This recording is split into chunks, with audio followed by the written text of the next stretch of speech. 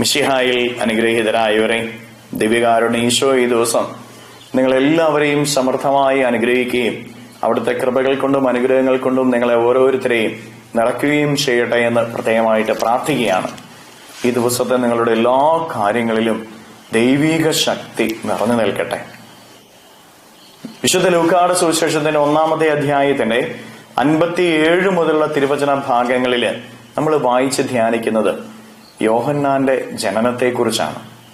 അവന്റെ മാതാപിതാക്കളായ സക്കറിയ എലിസബത്ത് ദമ്പതികള് ദൈവത്തെ മാനിക്കുന്നവരായിരുന്നു, ദൈവത്തിനു മുമ്പിൽ ഒത്തിരിയേറെ പ്രാർത്ഥിക്കുന്നവരായിരുന്നു. അതുകൊണ്ട് തന്നെ ദൈവം അവരെ മാനിക്കുകയും അവരുടെ പ്രാർത്ഥന കേട്ട് അവരുടെ പ്രായാധിക്യത്തില് അവരുടെ ജീവിതത്തിന്റെ അപമാനം നീക്കിക്കളയുന്നതിന് വേണ്ടി അവർക്കൊരു കുഞ്ഞിനെ നൽകുകയും ചെയ്യുക. ആ കുഞ്ഞിന്റെ ജനനം, വചനം പറയുകയാണ്, ദൈവത്തിന്റെ കരം അവന്റെ മേലുണ്ടായിരുന്നുവെന്ന്. സക്കറിയ എലിസബത്ത് ദമ്പതികള് ദൈവത്തെ മാനിച്ച് ദൈവത്തിനു മുമ്പിൽ നിരന്തരമായി പ്രാർത്ഥന നടത്തി ജീവിച്ചപ്പോൾ അവരുടെ ജീവിതത്തിന്റെ അപമാനം ദൈവം നീക്കിക്കളയുകയും അവർക്ക് നൽകിയ കുഞ്ഞിന്റെ മേൽ ദൈവകരം ഉയർന്നു നിൽക്കുകയും ചെയ്തു. പ്രിയപ്പെട്ട ദൈവമക്കളെ, ദൈവത്തിന്റെ കരം നമ്മുടെ മേൽ ഉയർന്നു നിൽക്കണം. എപ്പോഴും ദൈവത്തിന്റെ കരം നമ്മുടെ അധ്വാനങ്ങളുടെ മേൽ ഉയർന്നു നിൽക്കണം. ദൈവത്തിന്റെ കരം നമ്മുടെ പഠനങ്ങളുടെ മേൽ ഉയർന്നു നിൽക്കണം. ദൈവകരം നമ്മുടെ കുടുംബത്തിന്റെ മേൽ ഉയർന്നു നിൽക്കണം. ദൈവത്തിന്റെ കരം നമ്മുടെ മേല്, നമ്മുടെ കുടുംബത്തിന്റെ മേല്, നമ്മുടെ അധ്വാനങ്ങളുടെ മേല്, നമ്മുടെ പഠനങ്ങളുടെ മേല് ഉയർന്നു നിൽക്കണമെങ്കിൽ നമ്മൾ ദൈവത്തെ മാനിക്കുന്നവരായിട്ട് മാറണം. മനുഷ്യനേക്കാൾ ദൈവത്തെ മാനിക്കുന്നവരായിട്ട് നമ്മൾ മാറണം. നമ്മൾ ആരെയാ മാനിക്കുന്നത്? മനുഷ്യനെ മാത്രമാണ്. മനുഷ്യനെ മാനിക്കരുതെന്നുള്ളതല്ല, മനുഷ്യനേക്കാൾ ദൈവത്തെ മാനിക്കുന്നവരാണ്. ദൈവം പറയുന്നത് നമ്മുടെ ജീവിതത്തിൽ ചെയ്യണം. നമ്മൾ ആര് പറയുന്ന ചെയ്യുന്നത്? മനുഷ്യൻ പറയുന്ന.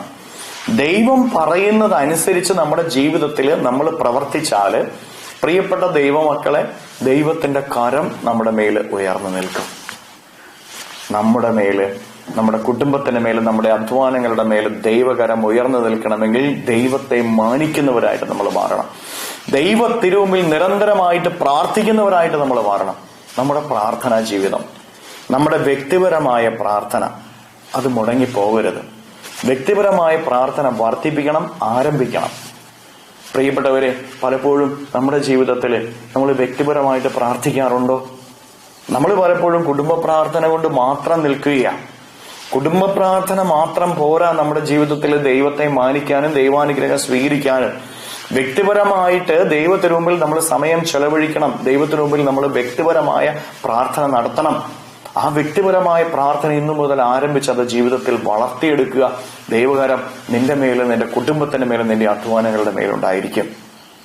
നിന്റെ കുടുംബ പ്രാർത്ഥന, കുടുംബത്തോട് ഒരുമിച്ചുള്ള പ്രാർത്ഥന. പല കുടുംബങ്ങളിൽ നിന്ന് കുടുംബ പ്രാർത്ഥന ഇല്ല. എങ്ങനെയും ഒന്ന് കടമ്പ കഴിച്ച് തീർക്കാൻ വേണ്ടിയിട്ട് ചില കുടുംബങ്ങളെ പ്രാർത്ഥിക്കും. പ്രിയപ്പെട്ടവരെ, അത് പോരാ. കുടുംബ പ്രാർത്ഥനയുടെ നിമിഷങ്ങളിൽ ദൈവം ഇടപെടുന്ന നിമിഷം, ദൈവത്തിന്റെ കരം നിന്റെ കുടുംബത്തിന്റെ മേൽ ഉയരുന്ന നിമിഷമാണ്. നിന്റെ കുടുംബ പ്രാർത്ഥനയുടെ നിമിഷങ്ങൾ നീ അറിയണം. നിന്റെ ജീവിതത്തിൽ നിന്റെ കുടുംബത്തിന്റെ മേലുള്ള അപമാനം നീക്കിക്കളയുന്ന നിമിഷമാണ് നിന്റെ കുടുംബ പ്രാർത്ഥനയുടെ നിമിഷങ്ങൾ നീ അറിയണം. അങ്ങനെ അറിഞ്ഞ് നിന്റെ കുടുംബ പ്രാർത്ഥന നീ നടത്തുമ്പോഴാണ് നിന്റെ ജീവിതത്തിൽ അനുഗ്രഹം ലഭിക്കുകയുള്ളൂ എന്ന് നീ മനസ്സിലാക്കുക. അപമാനങ്ങൾ നീക്കിക്കളയപ്പെടുകയുള്ളൂ എന്ന് മനസ്സിലാക്കണം. അതുകൊണ്ട് പ്രിയപ്പെട്ടവരെ, ദൈവത്തെ മാനിക്കുക എന്ന് പറഞ്ഞാൽ നിരന്തരമായിട്ട് പ്രാർത്ഥിക്കുക എന്നുള്ള, ദൈവത്തെ വിളിക്കുക എന്നുള്ളതാ, ദൈവത്തിൽ ആശ്രയിക്കുക എന്നുള്ളതാ. വ്യക്തിപരമായ പ്രാർത്ഥനാ ജീവിതവും കുടുംബ പ്രാർത്ഥനയും നമുക്ക് വളർത്തിയെടുക്കാം.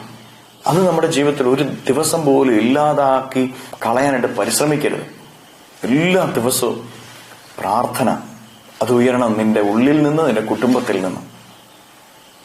കരങ്ങളെ യാചനയോട് പിടിച്ച്, ദൈവമേ നിന്റെ കരം എന്റെ മേൽ ഉയർത്തണമേ എന്ന് അപേക്ഷിച്ച് നമുക്ക് സ്തുതിക്കാം. ഹല്ലേലൂയ, ഈശോയെ നന്ദി. Hallelujah, hallelujah, hallelujah, hallelujah, hallelujah, hallelujah.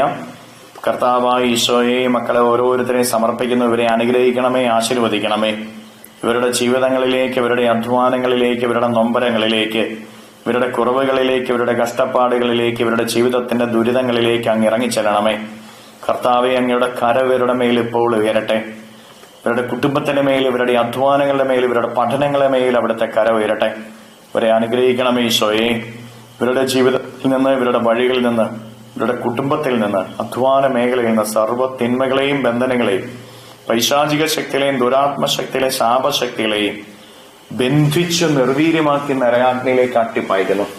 എല്ലാ കെട്ടുകളും ഇവരുടെ ജീവിതത്തിൽ നഴിയട്ടെ എന്ന് ഏൽപ്പിക്കുന്നു. ദുരാത്മശക്തികൾ മാറിപ്പോകട്ടെ എന്ന് ഏൽപ്പിക്കുന്നു. Hallelujah, hallelujah, hallelujah, hallelujah, hallelujah. നിത്യം പിതാവും പുത്രനും പരിശുദ്ധാത്മാവുമായ സർവേശ്വര എന്നേക്കും ആമേൻ.